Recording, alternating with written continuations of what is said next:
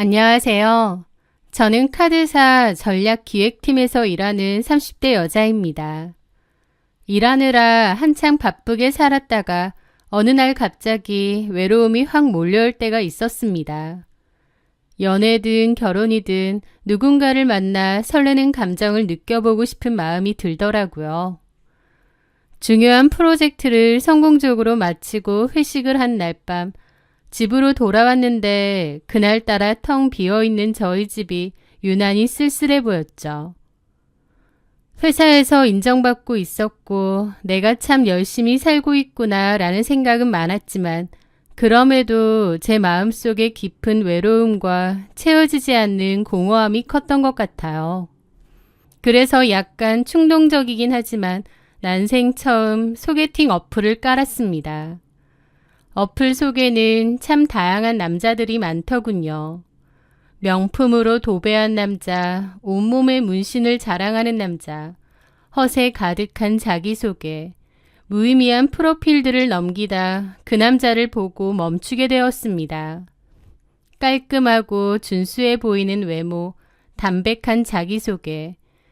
저는 그 사람에게 이끌려 메시지를 보내게 되었고 서로 이런저런 대화를 나누게 되었죠. 그게 시작이었고 그 후에도 많은 대화들이 오갔습니다. 사는 지역도 가까웠기에 한번 보자고 했어요.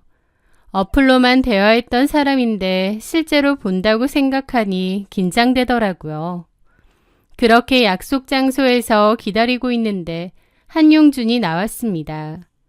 한용준은 삐까뻔쩍한 최신 BMW를 타고 도착했더라고요.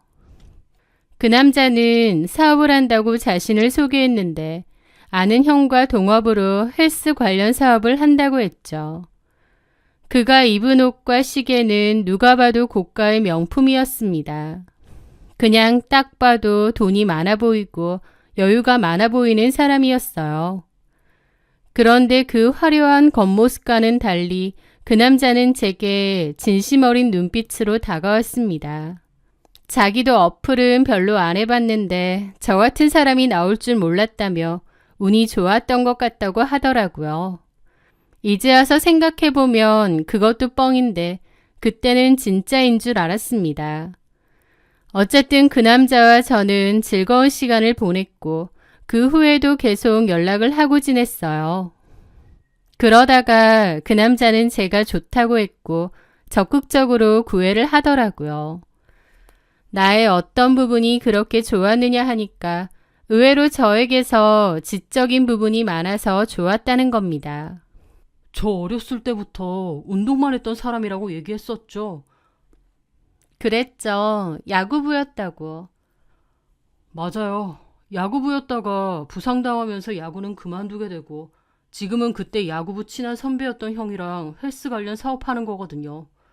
하여튼 저는 학창시절 내내 운동만 했어서 그런지 솔직히 말해서 공부도 좀 못하고 머리에 든 것도 많지는 않아요. 에이, 안 그래 보이시는데요. 정말요. 그래서 예전부터 공부 잘하고 똑똑하고 자기 분야에서 전문성을 가진 여자분이 그렇게 멋져 보이더라고요. 예진 씨가 딱 그런 것 같아요. 학교도 좋은 데 나오고 대기업 다니고 대화해보면 교양도 넘치고. 저 그렇게 우아하고 교양 넘치는 사람 아니에요. 대화 좀 해보면 알죠. 저처럼 사업하는 사람들은요. 사람 만나서 얼굴만 봐도 대충 견적 나오거든요. 예진 씨는 확실히 좀 품격이 있는 것 같아요. 저랑은 좀 다른 성격. 그래서 더 끌리는 것 같고요. 그 말은 맞는 것 같습니다. 저랑은 좀 다른 성격과 분위기였는데 그래서 그런지 저도 그 남자에게 더 끌렸거든요.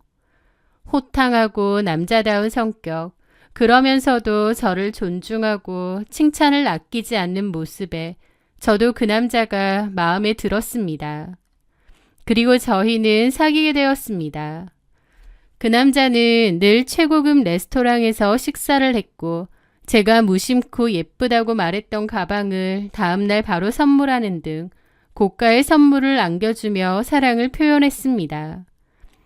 제 친한 친구들도 그런 걸 다 알고 있었고 그 남자 너무 괜찮다며 성격도 호탕하고 남자답고 여유롭다면서 어떻게 어플로 그렇게 진국인 남자를 만날 수 있는 거냐 물어볼 정도였죠. 그렇게 그 남자와 8개월 정도 만났을 무렵 저희는 자연스럽게 결혼까지 약속하게 되었습니다. 부모님도 뵙자고 했는데 그 남자는 자기 집 얘기를 해주더라고요. 자기 부모님은 어릴 적 이혼하셨고 자기는 운동부여서 거의 기숙사에서 부모님하고 떨어져 살았답니다. 엄마하고는 연락도 안 되고 아버지는 외국에 살고 계시다는데 자식에게 별로 관심도 없다고 했죠. 연락도 거의 없고 그래. 그래서 내 결혼에도 관심 없으실 거고. 그냥 결혼한다고 얘기하고 나중에 시간 되면 인사나 한번 드리면 될 것 같아. 에이, 그래도 우리 집은 자기 집처럼 그렇게 가족끼리 돈독하고 화기애애하고 그렇지 않다니까. 그렇게 말하는 그의 눈빛이 좀 슬퍼 보이고 안쓰럽더라고요. 저는 그 남자를 꼭 안아주었습니다. 많이 외로웠구나. 내가 자기한테 좋은 가족이 되어줄게. 고마워 자기야. 그래도 나 괜찮아. 이렇게 잘 컸잖아. 멋지게 성공도 하고 이렇게 예쁘고 잘난 여자랑 결혼도 하고. 맞아. 우리 행복하게 살자. 나 그러려고 열심히 돈 버는 거야. 자기도 알지? 나 능력 좋은 거. 그럼 알지. 많은 나이도 아닌데 이렇게 사업으로 성공하고. 멋져. 맞아. 나 좀 멋진 놈 같아. 하여튼 나는 자기랑 결혼해서 멋들어지고 행복하게 살고 싶어. 내가 그래서 봐둔 집도 있어. 전부터 결혼하면 살고 싶었던 집. 그는 저희 지역에서도 가장 비싼 시세를 자랑하는 한 주상복합 아파트를 신혼집으로 해오겠다고 했습니다. 평수도 넓고 주변 인프라도 좋아서 시세가 굉장히 높은 곳이었죠. 그 얘기를 들었을 때 저도 상당히 놀랐습니다. 그 남자의 평소 씀씀이를 봐서는 사업으로 돈을 잘 번다는 건 알았는데 신혼집으로 그런 집까지 턱턱 해올 수 있다니 돈을 그렇게까지 잘 버나 싶더라고요. 어쨌든 그렇게 결혼 준비를 하게 되었고 친한 친구들에게도 이 소식을 전했습니다. 그런데 제 결혼에 유난히 큰 관심을 가지는 친구가 있었는데요. 바로 제 대학교 친구인 선아였어요. 선아는 필라테스 센터를 운영하는 강사이자 원장이었습니다. 선아는 늘 사람들에게 필라테스 센터 운영을 한다고 말하고 다니고 원장님 소리를 듣고 다녔는데 사실상 적자가 심하고 거의 빚으로 운영된다고 늘 힘들어 하더라고요. 하여튼 선아가 제 얘기를 듣고는 유난히 부러워하는 겁니다. 뭐? 리버 팰리스? 헐, 거기 얼마나 비싼데. 안에 가봤어? 난 거기 사는 사람이 주변에 없어서 가본 적은 없는데. 나는 전에 아는 선배 언니가 거기 살아서 가봤는데 진짜 좋아. 거기 돈 많은 사람들 엄청 많고 주차장 가면 국산차는 찾아볼 수도 없어. 그 정도야? 와, 예진아, 너 진짜 인생 역전했다. 무슨 역전까지. 아니, 솔직히 네가 대기업 다니고 너도 능력 있는 건 맞지만 그래도 그런 집을 어떻게 살아. 돈이 얼만데. 월급쟁이 백날 벌어봤자 절대 못 가 그런 곳. 그렇긴 하지. 와, 용준 씨 대박이다. 하긴 그때 잠깐 봤을 때도 차도 엄청 비싼 거고 옷차림도 그렇고 돈 엄청 잘 버는구나 싶긴 하더라고. 와, 부럽다. 우리 정수는 언제쯤 잘 되는 거야? 아니, 잘 된 날이 오긴 하는 거야?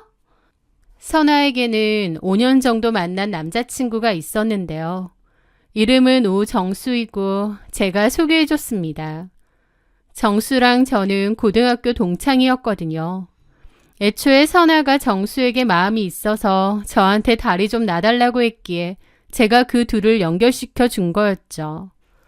정수는 정말 괜찮은 친구였습니다. 성실하고 우직하고 성격이 정말 좋았죠. 게다가 머리도 똑똑해서 고등학교 때도 늘 전교 5등 안에서 놀던 애고 학교도 좋은 곳을 졸업했습니다. 정수는 졸업 후 대기업에 근무하다가 퇴사하고 AI 관련 스타트업을 운영하고 있어요. 선아는 정수가 워낙 똑똑하고 야무지니까 사업도 잘 될 거라고 기대를 했는데 정수의 사업은 계속 고전을 면치 못하고 있었습니다. 적자만 겨우 면하는 수준이었고 매출도 적었죠. 그러면서 선아는 정수에게 많이 실망했다고 했습니다. 선아는 남자를 만날 때 능력과 자산이 중요하다고 믿는데 정수가 돈을 제대로 못 벌고 있으니 실망이 컸던 거죠. 그래서 가끔은 저에게 정수에 대한 노골적인 불평을 쏟아놓기도 했습니다. 제 남자친구는 능력도 좋고 돈도 잘 벌어서 그 비싼 신혼집도 해온다는데 정수는 성공할 기미도 안 보이고 뒷바라지 하는 것도 지친다면서요. 솔직히 선아가 딱히 뒷바라지 하는 건 없긴 한데 어쨌든 선아는 정수에 대한 불만이 크더라고요. 제가 중간에서 소개를 해준 입장으로서 선아가 그런 얘기를 할 때면 괜히 민망하고 미안하기도 했습니다. 그래도 정수 정말 좋은 사람이잖아. 성실하고 너밖에 모르고 또 사업이라는 게 원래 시간이 걸리기도 하고 운도 중요하대. 워낙 똑똑하고 야무진 애니까 네가 조금만 더 믿고 기다려줘. 정수가 멋지게 성공하면 너한테 근사하게 프로포즈 할 거래. 에휴, 됐다 그래. 내가 그놈의 성공 기다리다 내 젊고 예쁜 시절 다 날렸어. 솔직히 정수가 학교도 좋은 데 나오고 똑똑한 것 같아서 무조건 잘 될 줄 알았는데 사업이라는 게 꼭 머리 좋다고 잘 되는 건 아닌 것 같아. 네 남친만 봐도 사업적으로 성공하는 사람은 따로 있는 게 아닌가 싶어. 정수는 미래가 안 보여. 괜히 오래 만났나 봐. 솔직히 영양가가 없어, 영양가가. 헤어지는 게 맞나 싶기도 하고. 에이, 그래도 그렇지. 영양가가 뭐냐? 내가 틀린 말 했어? 너는 영양가 좋은 남자친구 만났다 이거지? 하면서 막 비꼬더라고요. 저는 무슨 말을 해도 선아가 꼬아드는 것 같아서 그냥 어색하게 웃고 말았습니다. 정수가 참 괜찮은 남자인데 불평불만을 쏟아놓는 선아를 보며 씁쓸했지만 또 한편으론 선아도 지친 마음이 있어서 그러려니 하고 넘겼습니다. 그런데 선아가 그러더라고요. 근데 네 남친 용준 씨 말이야. 도대체 무슨 사업이라서 그렇게 잘 돼? 헬스 관련 사업이라고 안 했나? 나도 운동 사업하고 있잖아. 맞아. 너도 필라테스 센터 운영하는 거니까 둘이 통하는 게 있겠다. 그럼 다음에 기회 한번 만들어줘. 기회? 아니다. 그러지 말고 우리 넷이서 놀러 갈래? 넷이서? 커플 여행으로. 어때? 재밌을 것 같지 않아? 재밌겠네. 그럼 우리 가보자. 내가 계획은 짤게. 그렇게 선아의 주도 아래 4명이서 함께 1박 2일로 여행을 가기로 했습니다. 이 이야기를 들은 제 남자친구는 가평에 있는 최고급 풀빌라를 예약했어요. 거기 놀러 가자면서요. 그렇게 넷이서 갔는데 선아는 여행지에 도착하자마자 제 남친 차를 보고 부러워하더라고요. 이거 최신형이잖아요. 와, 비쌀 텐데. 차 너무 멋져요, 용준 씨. 아, 그런가요? 근데 용준 씨 같아서 더 멋있는 것 같아요. 솔직히 별 볼 일 없는 찌질이 같으면 그냥 그런데. 용준 씨가 키도 크고 피지컬도 좋잖아요. 얼굴도 훈남이고. 그래서 이런 차가 더 잘 어울려요. 칭찬이 너무 과하신 거 아닌가요? 저 마음에 없는 칭찬 안 해요. 다 진심이에요. 그러면서 서로 웃고 장난치더라고요.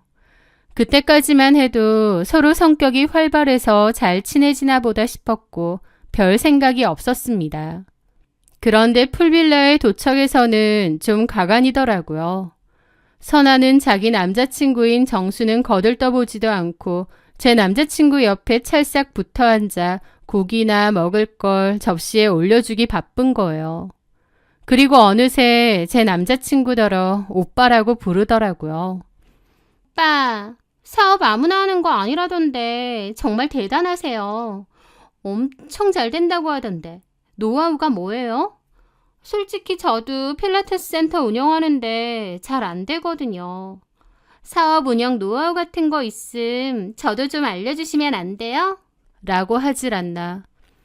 오빠 같은 사람이랑 결혼하는 예진이는 정말 복 받은 것 같아요. 전생에 나라를 구했나 봐. 라면서 웃으며 제 남친 어깨도 때리고 기대고 불편한 추파를 던지는 겁니다. 그걸 지켜보는 저는 좀 불쾌해졌죠. 솔직히 저도 저지만 정수도 무슨 꿔다 놓은 보릿자루나 투명인간 취급을 하는 것도 좀 그랬죠. 좀 뭐지 싶긴 했지만 애써 좋은 분위기를 망치고 싶지 않아 그냥 가볍게 생각하려 했어요. 선아도 그렇고 제 남친도 워낙에 외향적이고 활발하고 사람 좋아하는 성격이다 보니 스스럼 없이 친해지나 보다 하고요. 정수도 성격이 둥글둥글 좋다 보니 선아가 그렇게 해도 그냥 좋게 넘어가는 것 같더라고요. 어쨌든 그렇게 불편한 여행을 갔다 왔는데요. 문제는 그 후부터였습니다. 그 뒤로 선아와 연락이 잘 안 되었거든요. 무슨 일 있나 싶었는데 정작 다른 친구들하고는 연락이 된다고 하더라고요. 그래서 나한테 뭐 서운한 게 있었나? 왜 그러지? 하던 찰나였습니다. 며칠 뒤 정수에게서 전화가 왔습니다. 정수의 목소리는 완전히 잠겨 있더라고요. 예진아, 선아랑 연락 좀 되니? 정수야. 선아? 아니, 나도 요즘 연락이 잘 안 돼. 근데 무슨 일이야? 나보고 헤어지자는 문자 남기고 연락 두절이야. 뭐라고? 헤어지자고 했다고? 나한테 장문의 문자를 보냈더라고. 자기는 반짝이는 삶을 살고 싶은데 내가 자기 발목을 잡고 있는 것 같대. 자기를 놔주라고 하더라고. 대화라도 하고 싶은데 연락도 안 되고 센터 찾아갔는데 직원들이 못 만나게 안 해. 한 번만 더 찾아오면 경찰에 신고할 거라고 하더라고. 그렇게까지 말했다고? 기가 막히더라고요. 무슨 이유로 헤어지자는 건진 몰라도 그래도 5년이나 만난 남자친구잖아요. 헤어질 때도 예의를 지켜야 되는 거 아닌가요? 자기 마음 변했다고 일방적으로 통보하고 정수가 찾아가니 안 만나주면서 한 번만 더 찾아오면 경찰에 신고한다고 했다는 거예요. 정수는 너무 힘들어했고 저도 화가 났습니다.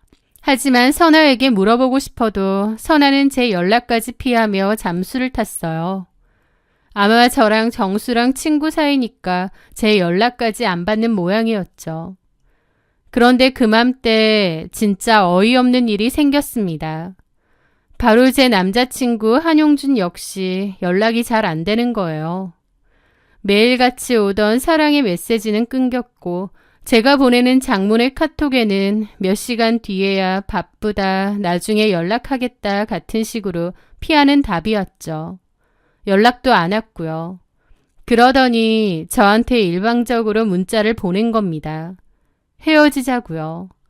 선아가 정소에게 했던 방식 그대로 한용준이 저한테 헤어지자고 한 겁니다. 그때 깨달았어요. 아, 최선아랑 한용준 사이에 뭔가가 있구나. 그 둘이 뭔가가 있었던 거구나 라는 것을요. 게다가 제 예상대로 최선아와 한용준이 함께 있는 모습을 다른 친구에게서 전해 듣게 되었습니다. 알고 보니 그 둘은 커플 여행 갔을 때 눈이 맞았던 겁니다. 선아가 그렇게 한용준에게 치대고 끼를 부리더니 결국 그 둘은 몰래 연락처를 교환한 모양이었고 여행 갔다 와서 만나왔던 것 같더라고요. 최선아가 먼저 정수에게 헤어지자고 했고 그 후에 한용준도 저에게 헤어지자고 한 거고요. 기가 막혔고 이 사실을 정수에게도 이야기해 주었습니다. 정수도 기함하더라고요. 그리고 배신감에 너무 힘들어했습니다. 저는 다른 친구 폰으로 최선아에게 전화를 걸어 따졌습니다. 그런데 최선아는 조금도 미안한 기색 없이 그러더군요. 일이 이렇게 된 건 미안하지만 용준 오빠랑 나랑 서로한테 그냥 운명적으로 끌렸던 것 같아.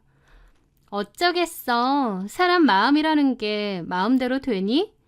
오빠도 사실은 나처럼 화려하고 활발한 여자가 좋대. 사실 너는 좀 답답하고 지루할 때가 많았다고 하더라. 여행지 가서 아주 열심히 꼬시더니 성과가 좋네. 유치하게 비꼬지 마. 내가 언제 열심히 꼬셔. 그냥 오빠랑 나랑 통한 것뿐이야. 너 나한테 미안한 것도 없니? 나도 그렇고 정수한테도 미안한 거 없지? 인연이 끝난 것뿐인데 내가 뭘 미안해야 되는데? 막말로 너랑 용준 오빠 결혼이라도 했어? 아니잖아. 와, 너 이렇게까지 뻔뻔한 인간이었니? 함부로 말하지 마. 한용준이 외제차 타고 다니고 그 비싼 집 신혼집으로 해온다니까 눈이 돌아가디? 참나, 그렇게 비난하면서 정신승리하면 좀 나아지니? 너 나한테도 그렇지만 정수한테도 이러면 안 돼. 네가 뭔데 그딴 소리야. 네가 오정수 엄마라도 돼? 오정수랑 나랑 그냥 사귀다가 안 맞아서 헤어진 것뿐이야. 말이야 바른 말이지. 그냥 헤어진 게 아니라 더 조건 나아 보이는 사람한테 환승한 거지. 그래서 뭐 어쩌라고. 벤츠가 나타났으면 똥 차버리는 건 당연한 거 아닌가? 뭐라고? 정수가 왜 똥차야? 걔 똥차야. 사업한답시고 일 벌여놓고 아직도 그러고 있는 거 보면 모르니? 불쌍하면 네가 거두던가. 더 이상 우리 연락하지 말자. 그게 선아와의 마지막 연락이었습니다. 정수와 저는 너무 황당한 이별을 맞이했던 거죠. 정수도 어이없어 하고 저도 그렇고 저희 둘은 전에 잘 가던 동네 포장마차에서 술을 마셨습니다. 서로 위로를 해줘야 될지 한탄을 해야 할지 그 상황이 어이없더라고요. 서로의 연인들에게 뒤통수를 맞은 같은 처지였기에 저희는 서로 위로해주고 그냥 훌훌 털어버리자고 했습니다. 그러면서 종종 만나서 허심탄회하게 얘기도 하고 시간이 지나면 이런 것들도 다 웃으며 얘기할 수 있을 거라고 정신승리도 했죠. 그렇게 그맘때 정수를 자주 만나게 되었습니다. 그런데요. 그렇게 같이 하는 시간이 길어지면서 친구였던 서로에 대해서 또 다른 모습을 발견하기 시작했습니다. 배신이라는 같은 상처를 겪으며 저희는 서로의 아픔을 누구보다 잘 이해했고 어느새 서로에게 가장 큰 위로가 되어주었죠. 그런 과정에서 서로에게 안타까움 같은 것도 느꼈고 점차 친구 이상의 감정이 싹트기 시작했습니다. 그러다가 저는 정수와 연인 사이로까지 발전을 하게 되었어요. 연인들에게 차이고 서로 위로해주다가 정수랑 제가 마음이 맞아버렸던 거죠. 선아는 제가 정수와 만난다는 얘기를 듣고 다른 친구들에게 버려진 것들끼리 잘 만났네, 꼴 좋다라며 비웃었다고 했습니다. 하지만 최선아가 뭐라고 하든 저는 정수와 행복하게 잘 만나게 되었어요. 그리고 최선아와 한용준은 만난 지 5개월 만에 혼전 임신으로 결혼을 한다고 하더군요. 최선아는 한때 제가 신혼집으로 들어갈 뻔했던 그 비싼 주상복합에 들어가서 살게 되었다고 입이 귀에 걸렸습니다. 그 비싼 집안을 채우기 위해 고가의 혼수들을 채워 넣었는데 그 가격이 어마어마하더라고요. 저는 더 이상 최선아와 한용준의 얘기에는 관심이 없었고 정수와 예쁘게 잘 만나오고 있었습니다. 그런데 그맘때 정수의 사업이 대박이 터졌습니다. 그가 밤낮으로 매달렸던 AI 기술이 정부 지원 사업에 선정되고 대형 IT 기업에서 거액의 투자까지 받게 된 것이죠. 뒤늦게 정수의 성공이 빛을 발하기 시작했습니다. 그러면서 정수는 저에게 프로포즈를 하더라고요. 저도 그 프로포즈를 받았고 둘이서 행복한 미래를 꿈꾸기로 약속했습니다. 그런데 공교롭게도 그맘때 다른 친구에게서 최선아의 소식도 듣게 되었습니다. 최선아가 한용준과 결혼한 지 반년 만에 이혼을 준비한다는 거예요. 너 최선아 소식 알아?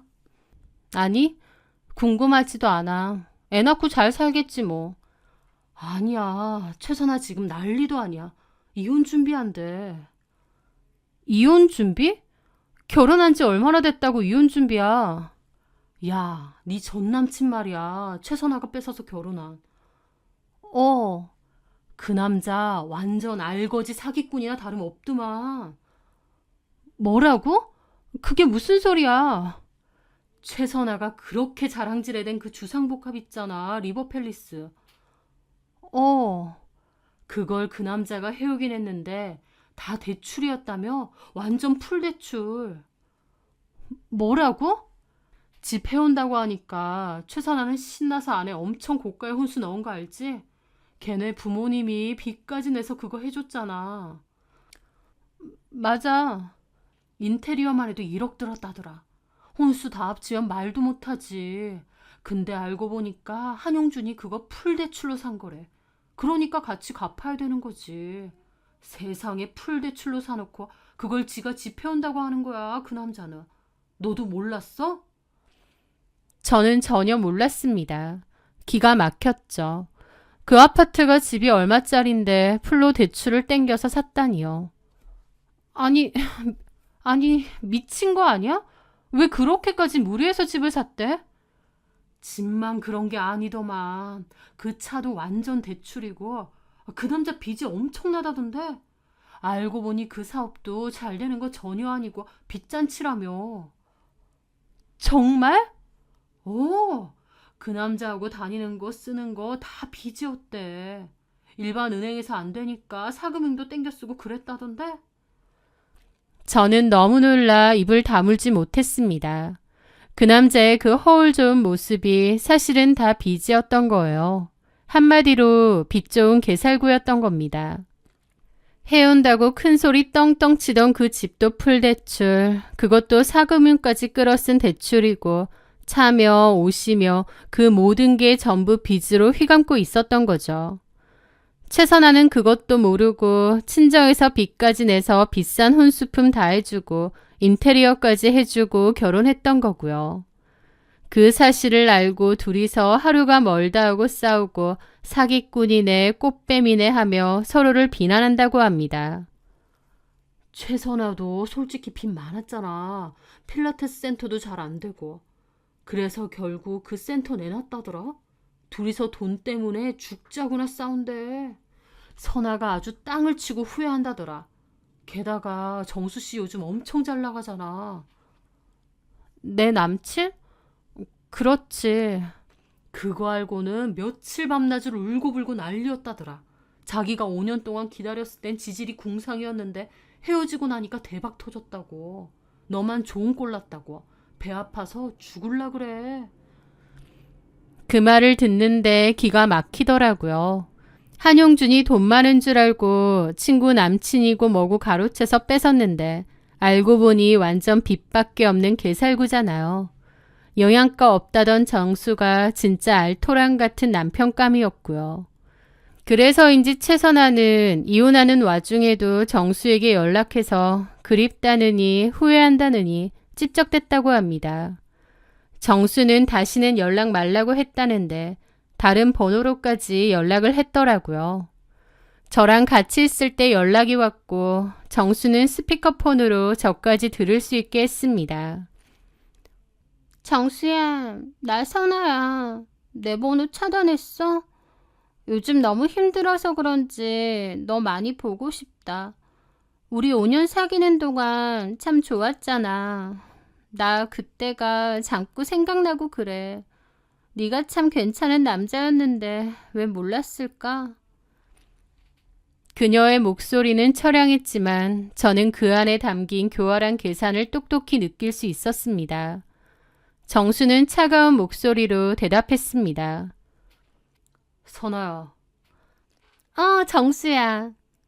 애는 잘 크고 있지? 어? 한용준이랑 혼전 임신해서 결혼했었잖아. 어린 아기도 있는데 이렇게 전 남친한테 전화하면 안 되지. 애한테 안 미안해? 그 말에 최선아는 아무 말도 않더라고요. 5년 동안 우리 잘 만났지. 근데 그 마무리를 네가 어떻게 했어? 네 말대로 영양가 없는 나 버렸잖아, 네가. 버린 게 아니고 뭐든 상관없어. 너랑 나랑은 이제 아무 사이도 아니니까. 그래도 너한테 고마운 건 있어. 네 덕분에 그냥 친구였던 예진이의 진가를 알게 되었고 나도 진짜 사랑을 만난 것 같아. 야, 예진이 걔 진짜 별로야. 계산적이고 한용준 개털인 거 알고 나한테 떠넘긴 거야. 하면서 없는 소리까지 하더라고요. 정수는 조근조근 팩폭을 했죠. 예진이는 네가 아니야. 그렇게 사람 계산하고 따지면서 만나고 그런 사람 아니라고. 너보다 내가 더 잘 알아. 뭐라고? 다시는 연락하지 마. 이렇게 좋게 받아주는 것도 이번이 마지막이야. 한 번만 더 연락하면 스토커로 경찰 신고할게. 네가 그때 나 신고하려고 했듯이 나도 똑같이 신고할 거야. 알았지? 정수의 말에 최선아는 어이없어 하면서도 아무 말도 못 하더라고요. 그렇게 정수는 그 번호까지 차단을 했습니다. 그 후 저는 정수와 순조롭게 결혼을 준비하고 있습니다. 친구였던 최선아는 눈앞의 욕심 때문에 진짜 보석을 버리고 겉만 반짝이는 유리 쪼가리를 주운 게 아닌가 싶어요. 그리고 유리 쪼가리가 보석인 줄 알고 애지중지했는데 이제 지도 깨달은 거죠. 아, 내가 쓰레기를 주운 거구나 라는 것을요.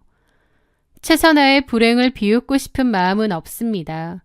다만 그녀가 자신의 어리석음을 통해 눈에 보이는 것이 전부가 아니라는 것을 평생에 걸쳐 깨닫게 되기를 바랄 뿐입니다.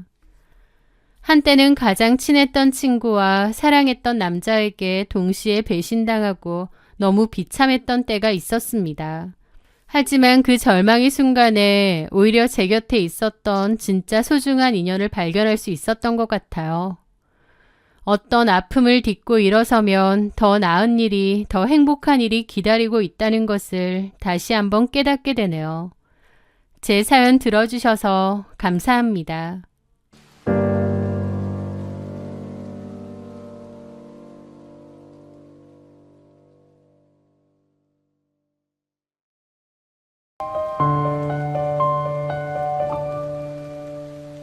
안녕하세요. 저는 결혼 후 2년 만에 헤어진 여자입니다.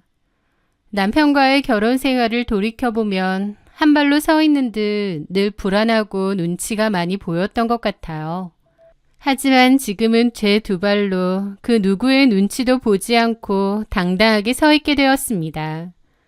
돌이켜보면 제 전 남편은 자기가 쓰레기인 줄도 모르는 진짜 쓰레기 같은 인간이었어요. 겉으로는 평범하고 사람 좋아 보이는데 사실은 사람을 도구처럼 이용하려고 하고 무시하고 깔아뭉개려 했던 그런 인간이었죠.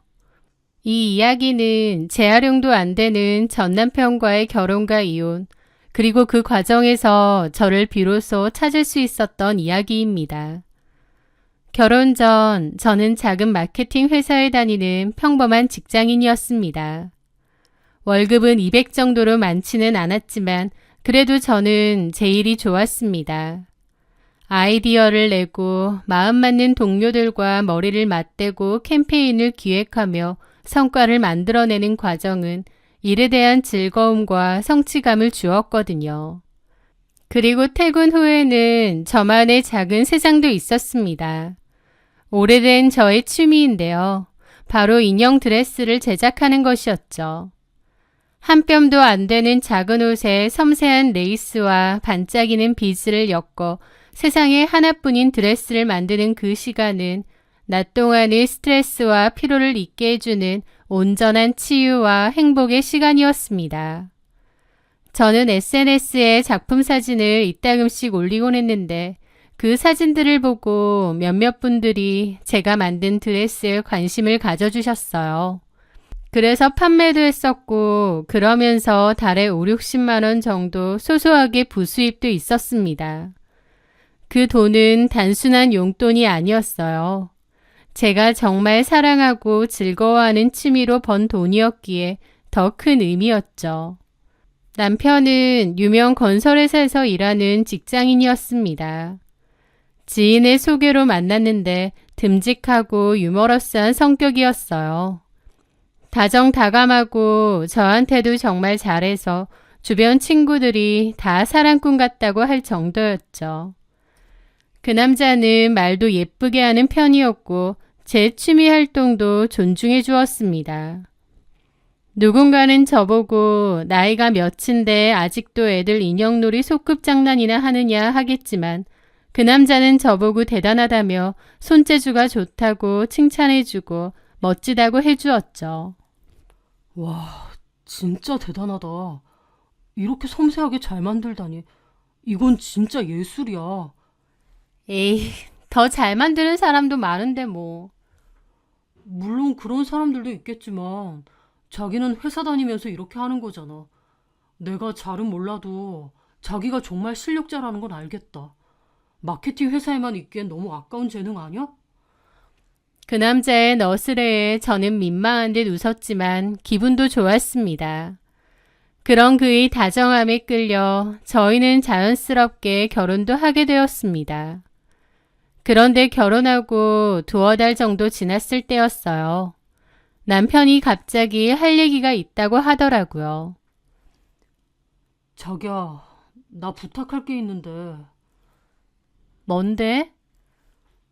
내가 생각해봤는데 자기 회사 그만두는 게 어때? 어? 회사를 갑자기? 왜? 생각지도 못한 말이라 놀랐죠.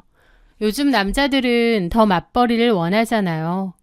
저도 회사 생활에 만족하고 있고 현재 아이가 생긴 것도 아니고 당연히 회사를 계속 다닐 생각이었는데 저보고 일을 그만두는 게 어떻냐는 겁니다. 내가 전부터 바라던 게 있거든. 힘든 회사를 마치고 집에 돌아왔을 때 사랑하는 와이프가 따뜻한 미소로 나를 반겨주는 그런 로망. 집에서는 된장찌개 냄새나고 와이프가 나보고 수고했다고 해주고 그런 거 있잖아. 근데 우리 결혼하고 나서 보니까 각자 일하는 거 바쁘고 야근하느라 얼굴 보기도 힘들고 좀 그래. 그리고 솔직히 자기를 위한 것도 있어. 나를 위해서? 솔직히 자기 그 작은 월급 받으려고 아침 일찍부터 일어나서 10,000원 지하철 시달리고 상사랑 클라이언트한테 싫은 소리 듣고 피곤해 할 때마다 내 마음이 찢어질 것 같아. 자기가 나랑 결혼했으니 그런 스트레스나 고생 안 했으면 좋겠어. 에이, 스트레스야. 어느 회사를 다니든 다 있지. 나도 스트레스 받을 때도 있지만 일하다 보면 당연한 거고 또 그렇게 힘들지 않아. 자기가 나 위해주는 건 고맙지만 그래도 아직 신혼이고 2사람이 버는 게 낫지 않나? 자기야, 나 월급 작지 않잖아. 알지? 그건 알지. 남편의 월급은 500 정도 됩니다. 적은 월급은 아니지만 이왕이면 저도 같이 버는 게 좋잖아요. 하지만 남편은 극구 제가 일을 그만뒀으면 하더라고요. 자기 그동안 너무 고생 많이 했어. 결혼했으니 집에서 좀 쉬면서 자기가 좋아하는 그 취미도 여유 있게 하는 게 좋을 것 같아. 늘 야근에 찌들려서 여유롭게 취미 활동도 못 하잖아. 나는 자기한테 휴식을 주고 싶어서 그래. 나는 비록 못 쉬지만 자기한테는 휴식을 주고 싶고 그러면서 나도 대리만족을 하고 싶단 말이야. 서로 일에 찌들어서 피곤하면 괜히 예민해지고 그러잖아. 그러지 말고 한 사람은 좀 쉬는 것도 좋을 것 같아. 응? 그의 설득은 너무나 달콤하고 로맨틱했습니다. 제 힘든 상황을 알아주고 제 소중한 취미까지 여유 있게 하라며 응원해주는 그의 모습에 저는 깊이 감동했습니다. 저도 당연히 회사 일에 지치고 힘들 때도 많았거든요. 남편이 이렇게까지 말하니 나도 그럼 당분간은 쉬면서 취미 활동에도 전념하고 또 안정적인 가정을 위해서 노력해봐야겠다 싶기도 했어요. 그래서 결국 직장을 그만두었죠. 이제 더 이상 회사를 다니지 않으니 남편보다는 제가 더 집안일에 신경을 써야 될 거고 또 틈틈이 취미 활동도 병행해야겠다 그렇게 생각했습니다. 그런데요. 막상 일을 그만두고 집에 있게 되면서부터 남편이 저를 대하는 태도가 달라지기 시작했습니다. 가장 크게 달라진 건 집안일이었어요. 결혼하고 제가 일을 그만두기 전인 2달 정도까지는 집안일을 분배해서 했습니다. 둘 다 맞벌이니까 시간이 없었기에 자연스레 집안일은 나눠서 했죠. 누가 더 많이 하고 적게 하고 그럴 때도 있었지만 부부 사이에 그런 게 중요한가요? 시간 되는 사람이 자연스레 더 많이 한다고 생각했습니다. 그리고 그때쯤 저는 야근이 많았기에 남편이 자연스레 집안일을 좀 더 하기도 했어요. 그런데 제가 사직서를 내고 집에 있기 시작한 날부터 남편은 집안일에는 정말 손 하나 까딱하지 않더라고요. 마치 집안일은 제 일이고 자기는 전혀 할 이유가 없다는 듯 선을 긋는 느낌이었죠. 그 시작은 회사를 그만두고 맞이한 첫 평일이었습니다. 저녁에 퇴근하고 남편이 돌아왔고 저는 남편이 그토록 원했던 로망을 들어주고자 된장찌개를 끓이고 현관문까지 마중을 나갔습니다. 왔어? 고생했어. 남편은 그렇게 들어왔는데 갑자기 피곤하다며 소파에 벌러덩 앉더니 양말을 벗고는 그걸 그냥 바닥에 놔두는 거예요. 그 전에는 그렇게 하지 않았거든요. 갑자기 그러길래 좀 황당했죠. 자기야, 양말을 거기 두면 어떡해. 나 오늘 너무 피곤해서 자기가 좀 치워주라. 내가? 어. 좀 황당하더라고요. 저는 저녁 식사 준비를 하고 있는데 저보고 치워달라고 하니까요. 하지만 별것 아닌 일이었기에 그냥 양말을 치워주었습니다. 그 뒤로 남편은 계속 소파에 드러누워 있더라고요. 평소 같으면 자기도 와서 좀 돕고 그랬을 텐데 소파에 들어 누운 채로 꼼짝도 하지 않는 겁니다. 뭐지 싶어서 일단 밥상을 차렸어요. 남편이 자리에 와서 앉더라고요. 와, 맛있겠네. 먹어봐. 내가 요리 실력이 좋지는 않아서 맛있을까 모르겠어. 자꾸 하면 늘겠지 뭐. 남편은 식사를 하더라고요. 그런데 반찬에는 손도 안 대고 찌개만 먹는 겁니다. 그래서 제가 물어봤죠. 자기야, 반찬은 왜 안 먹어? 자기가 좋아하는 거잖아. 그러자 남편이 그러더라고요. 이 반찬들 아침에도 똑같이 차려준 거 맞지? 맞아. 자기야, 나 있잖아. 사실은 냉장고 안에 한번 들어간 음식 안 좋아해. 내가 비위가 좀 약하거든. 나는 간 만든 반찬 아니면 영 손이 안 가더라고. 그래서 안 먹었어. 아, 원래는 먹지 않았어? 에이, 그거야. 배고프고 먹을 거 없고 우리 둘 다 시간 없고 하니까 그냥 먹었던 거지. 사실 별로 안 좋아해. 나는 이제 자기가 집에 있으니까 반찬 같은 것도 좀 새로 해놓고 그랬을 줄 알았는데 자기도 오늘 처음 쉬는 날이라 영 정신 없었나 보다. 그치? 그러는 겁니다. 그러면서 보란 듯이 찌개에 밥만 먹더라고요. 사실 그러고 있을 때 찌개만 먹던지 말던지 냅뒀어야 되는데 괜히 눈치가 보이고 내가 반찬을 새로 안 만들어놔서 저런가 싶더라고요. 지금 돌이켜보면 남편은 본격적으로 저를 가스라이팅 하려고 했던 것 같아요. 저는 다음날 남편의 행동과 말이 신경 쓰였습니다. 그래서 장을 봐다가 한 끼 먹을 만큼만 반찬을 만들어 두었어요. 나중에는 그게 당연한 게 돼서 매 끼니마다 새로 먹을 걸 만들어야 되는 번거로운 일까지 생겼죠. 그뿐인가요? 남편은 집안일이 덜 되어 있으면 가차없이 한숨을 막 내쉽니다. 자기야, 화장실 청소 언제 했어? 어? 아, 한 3, 4일 됐나? 에이, 무슨. 자기 거짓말하네. 딱 봐도 일주일은 안 한 것 같은데. 아니야. 변기 안에 찌든 데도 있고 좀 그래. 누가 보면 집에 사람 없는 줄 알겠어. 이런 건 미리미리 관리해야지. 안 그러면 찌든 데 생겨서 나중에 청소하기 더 힘들거든. 샤워하거나 할 때 한 번씩만 좀 치워줘. 그렇게 어려운 건 아니잖아. 그럼 자기가 하면 되잖아. 제 말에 남편은 표정이 싹 굳더라고요. 일하고 와서 피곤한데 화장실 청소까지. 그래, 내가 할게.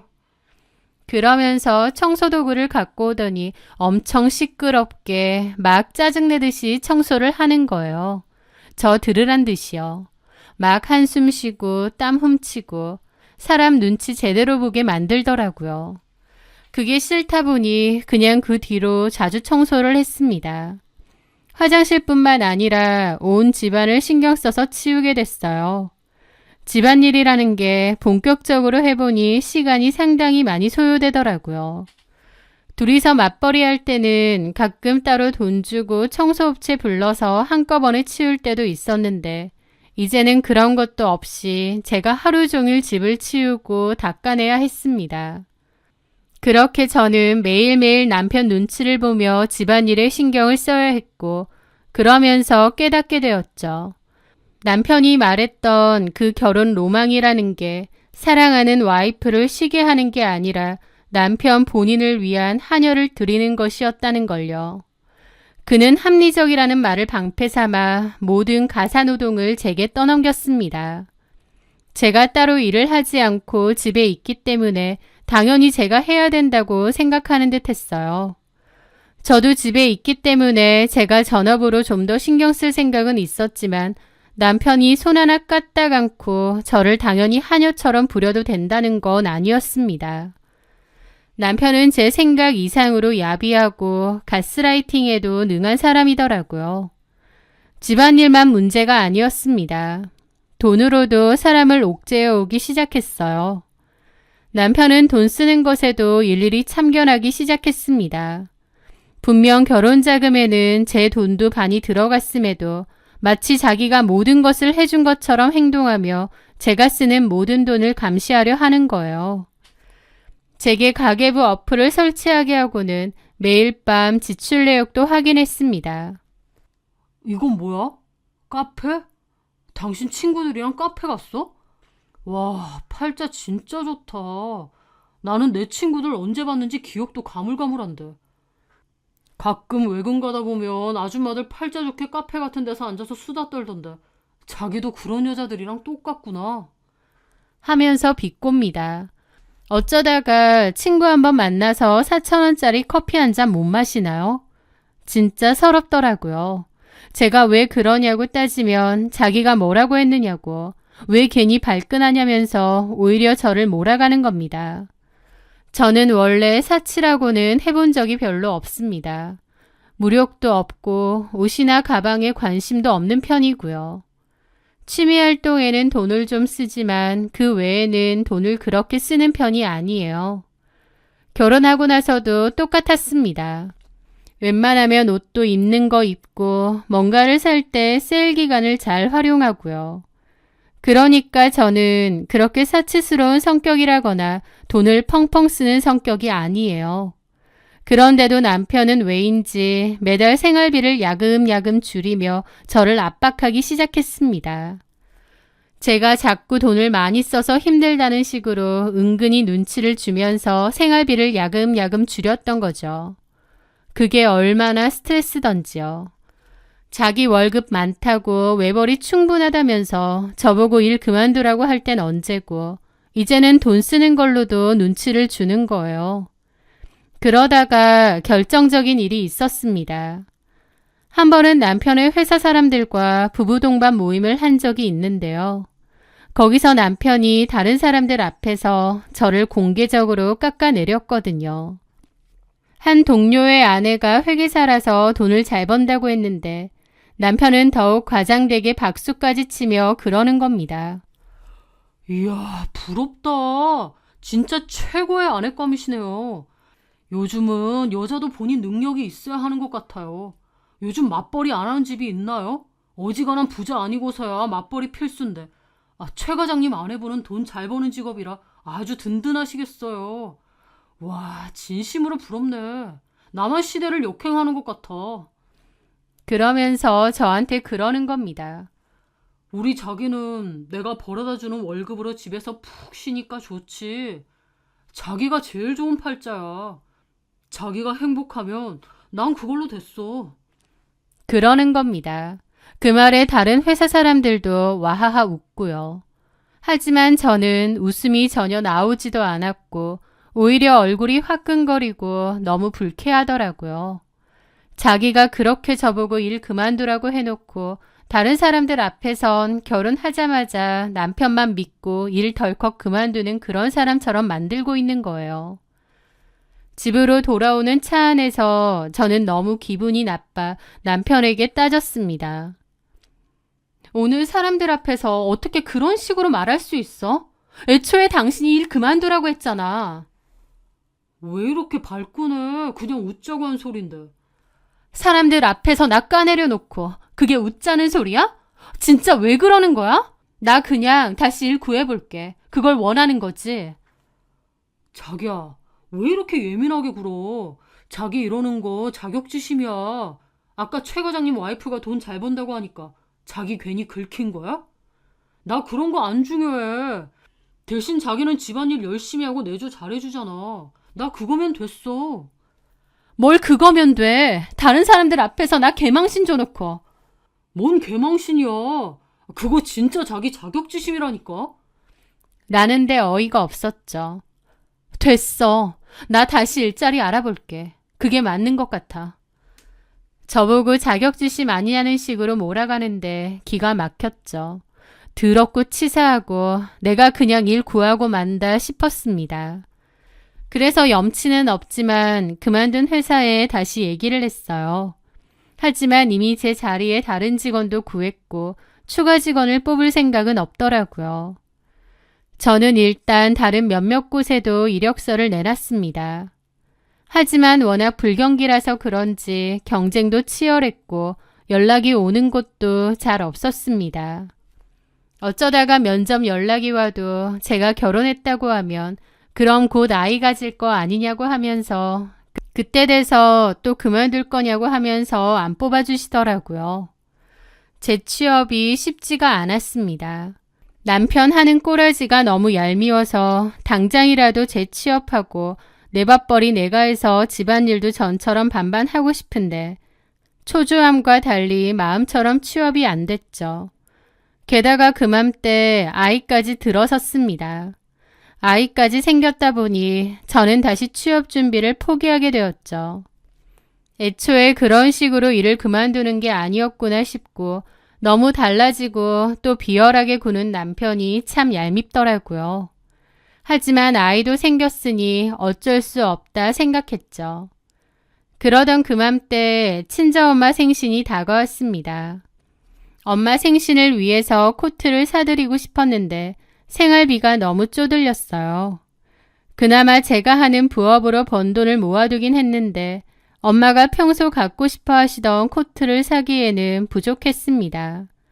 그래서 남편에게 말을 꺼냈죠.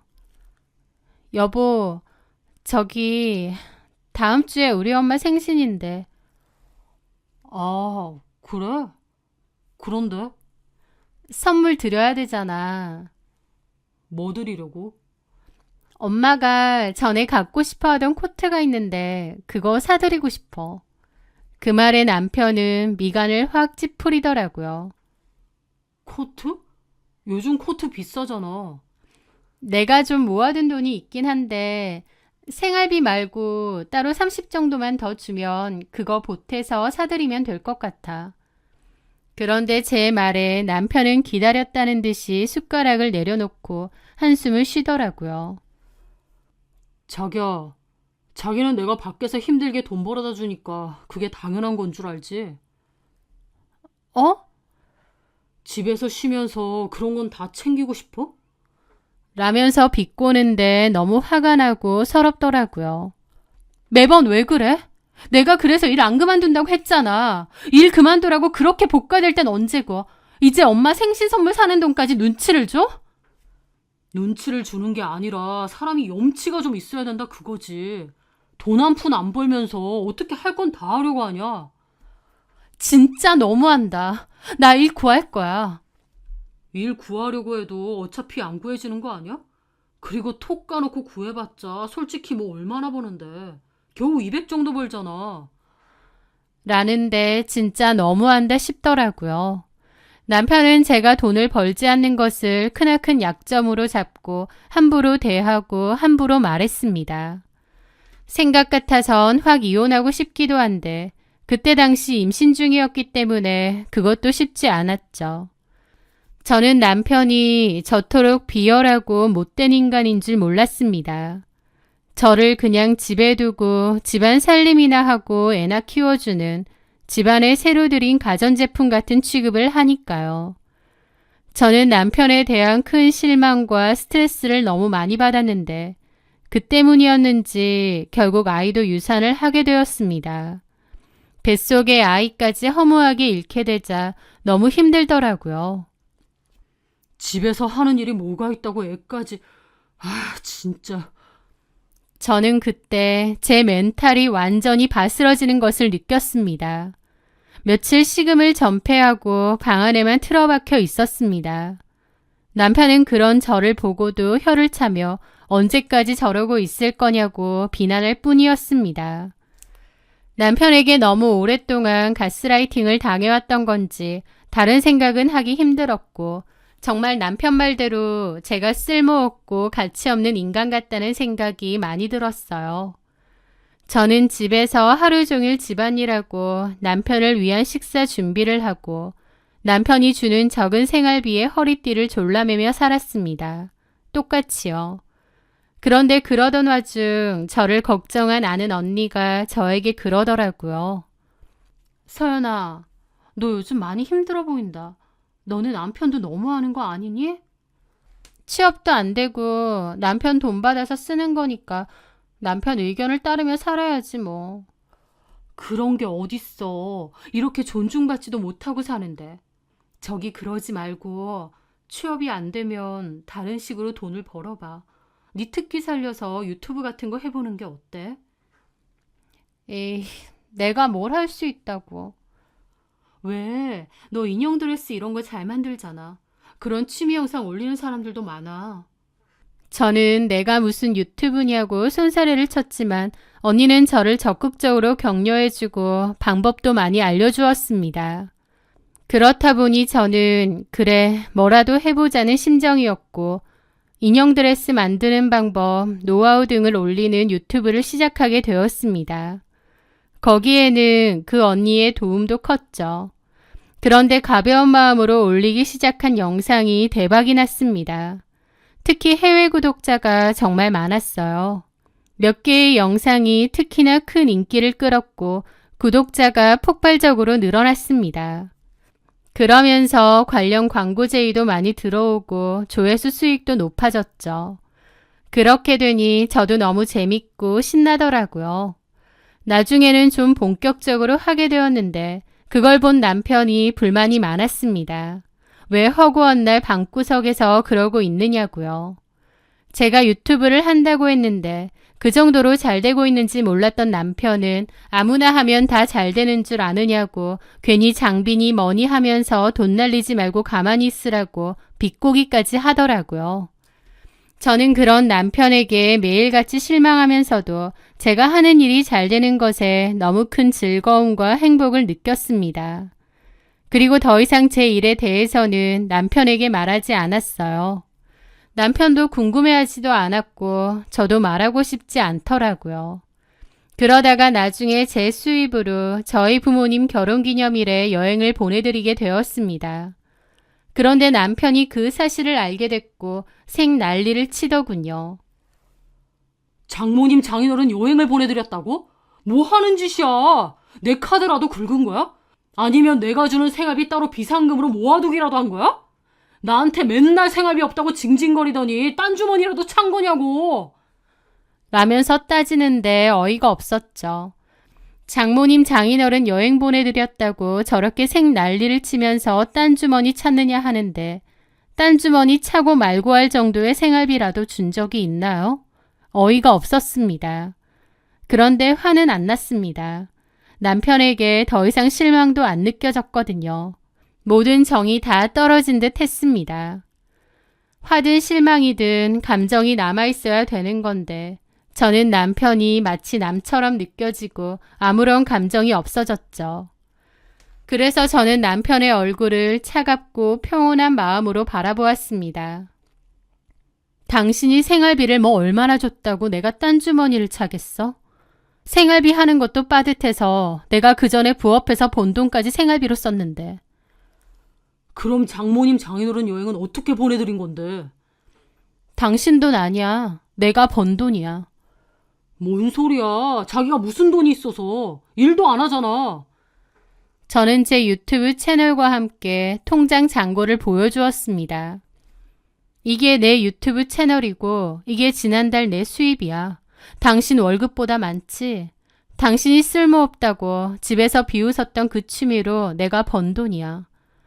그는 화면에 찍힌 숫자를 보고는 자신의 눈을 의심하며 몇 번이고 다시 확인했습니다. 그의 얼굴에서는 분노가 사라지고 경악과 당혹감이 가득하더라고요. 자기 유튜브가 그렇게 잘 됐어? 난 여태까지 몰랐네. 왜 얘기를 안 했어? 나한테 더 이상 생활비 줄 필요 없어. 내 돈은 내가 알아서 쓸게.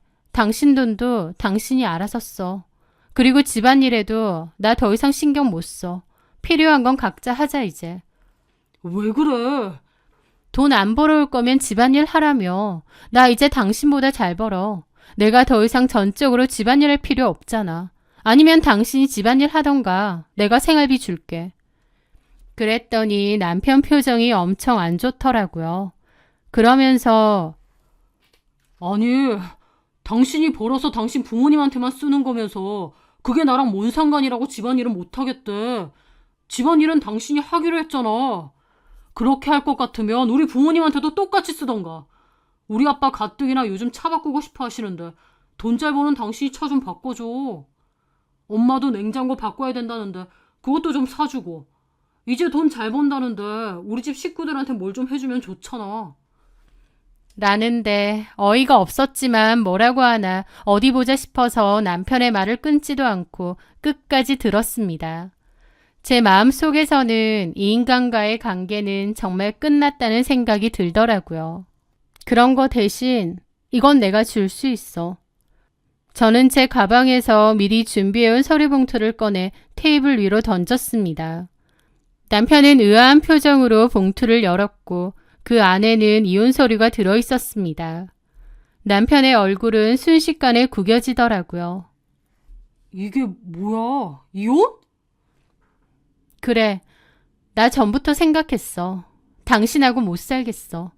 일 그만두라고 사람 질리게 만들어서 그만뒀더니 그때부터 나를 무슨 집안이라는 식모나 하녀 부리듯 했지.